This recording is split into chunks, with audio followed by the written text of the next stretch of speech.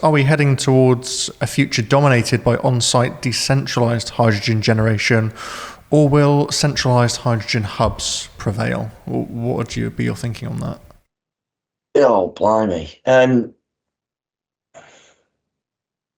thing about hydrogen is a few years ago it was kind of the answer to everything. I think now we matured the thinking and there's been a significant recalibration that hydrogen is going to be used in the energy system in those really hard to abate areas. And so what are the hard to abate areas? They're green steel, they're green ammonia, green chemicals, green fuels.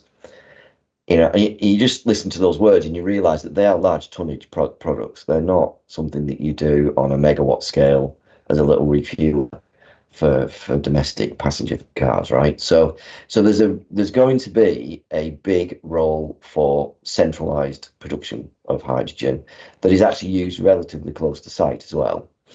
So I think that's going to be a big play. Now, the question that we all have is, when do those projects really start to kick off? We may not need to decarbonize steel and ammonia, the vast majority of the industry until the 2030s, maybe early 2040s, to hit net zero by 2050. So what are we doing? What's happening in the interim? Well, we've got to develop the records, but the track records. But you can see already, there are companies like RWE placing capacity reservations of 150 megawatts in scale. So the bigger and bigger projects are already happening. So it depends what you mean by centralized and decentralized. I can see hundreds of megawatts, potentially even gigawatt scale plants being on the ground. And decentralized might actually mean 300 megawatts.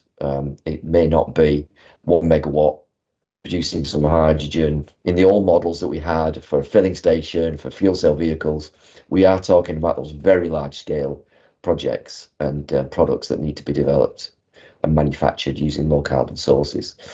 So I think the reality is it's going to be a hybrid until we shake it all out and we hit those really hard to abate areas, and then it's probably going to be dominated by large scale plants.